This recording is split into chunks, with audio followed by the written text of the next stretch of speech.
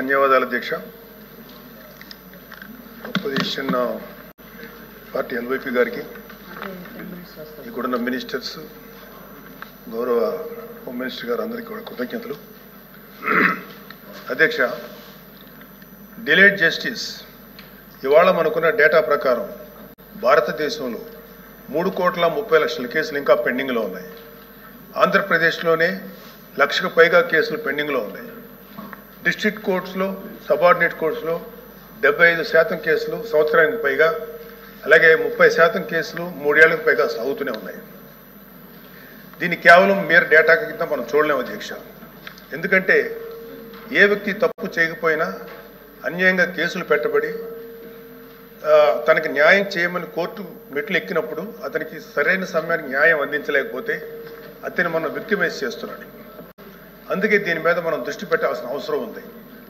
గుంటూరు జిల్లాలో ఎగ్జాంపుల్ అధ్యక్ష, గుంటూరు జిల్లాలో రోజు కూలీ చేసుకునే ఒక సామాన్యుడు ఒక దొంగతనం కేసులో అరెస్ట్ అయితే తనకి లాయర్ని పెట్టుకునే స్తోమత లేక ఆ కేసులో కోర్టులో 6 సంవత్సరాల పాటు జైల్లో ఉండాల్సి వచ్చింది. చివరికి అతను ఏ తప్పు చేయలేదని కోర్టు తీర్పు ఇచ్చింది. సో ఈ 6 సంవత్సరాలు మనం అతనికి ఎలా కాంపెన్సేట్ చేయగలుగుతాం అధ్యక్ష?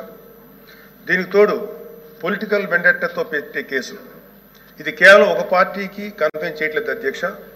రాజకీయ కక్షతో మన జ్యుడిషియల్ సిస్టమ్ని అధికారంలో ఉన్న కొంతమంది వాళ్ళ కన్వీనియన్స్ కోసం వాడుకుంటే లాని వెపనైజ్ చేస్తే చాలామంది నిర్దోషులకి వాళ్ళ కెరీర్లో ఒక బ్లాక్ మార్క్గా మిగిలిపోతుంది. ప్రభుత్వ ఉద్యోగాలు అప్లై చేసుకోలేరు. ప్రైవేట్ సంస్థల్లో ఉద్యోగాలు అప్లై చేస్తే బ్యాక్గ్రౌండ్ చెక్లో ఫెయిల్ అయిపోతున్నారు. పాస్పోర్ట్ సీజ్ చేసినప్పుడు పాస్పోర్ట్లు కనుక సీజ్ చేసే పరిస్థితుల్లో అక్కడ కూడా వాళ్ళని హోల్డ్లో పెట్టేస్తారు.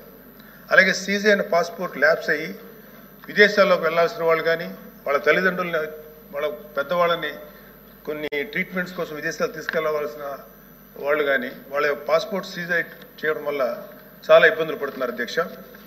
వీళ్ళకి జరిగే నష్టాన్ని మనం కాంపెన్సేట్ చేయలేం. Just because they are political involved we cannot make them scapegoats. ఇలాంటి ఫ్యాబ్రికేటెడ్ కేసుల వల్ల చాలా సమస్యలు ఉన్నాయి అధ్యక్ష. ఇలాంటి ఫ్యాబ్రికేటెడ్ కేసెస్ వల్ల జెన్యూన్గా విచారించాల్సిన కేసెస్కి ప్రయారిటీ ఇవ్వలేము అధ్యక్ష. న్యాయం కోసం కావాలని అడిగే సామాన్యుడికి మన న్యాయ వ్యవస్థ మీద నమ్మకం లేకుండా చేస్తున్నాం. ప్రజాస్వామ్య వ్యవస్థనే బలహీనపరుస్తున్నట్టు గవర్నెన్స్లో మనకి మోరల్ అథారిటీ లేకుండా పోతుంది. సో అందుకే మనందరం పాలసీ పరంగా ఇలాంటి పొలిటికల్ ఫ్యాబ్రికేటెడ్ కేసుల్ని ఎదుర్కోవాల్సిన అవసరం ఉంది. ఇలాంటి తప్పుడు కేసులు పెరుగుతూ పోతున్నప్పుడు మనం చూస్తూ కూర్చుంటే మనం కేవలం అమాయకులు పనిష్ చేస్తున్నట్టే కాదు అధ్యక్ష, మన న్యాయ వ్యవస్థ తాలూకు శాంక్టిటీని కూడా డిస్ట్రాయ్ చేస్తున్నట్టు. So we have to take responsibility as lawmakers, leaders and representatives to ensure that justice not delayed, justice not denied and justice misused.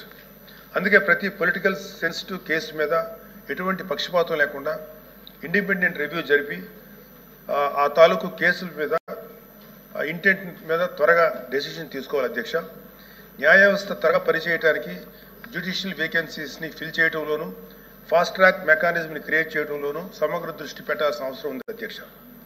ఇవి ఏవి కూడా లగ్జరీస్ కాదు, నెసెసిటీస్ అధ్యక్ష.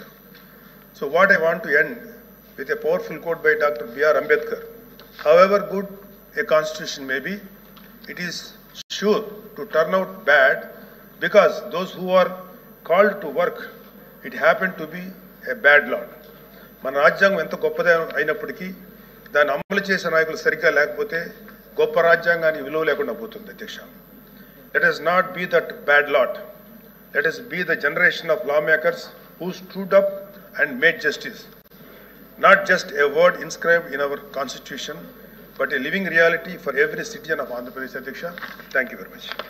మంత్రి గారు సార్ సిగ్నేటరీస్ కాదు.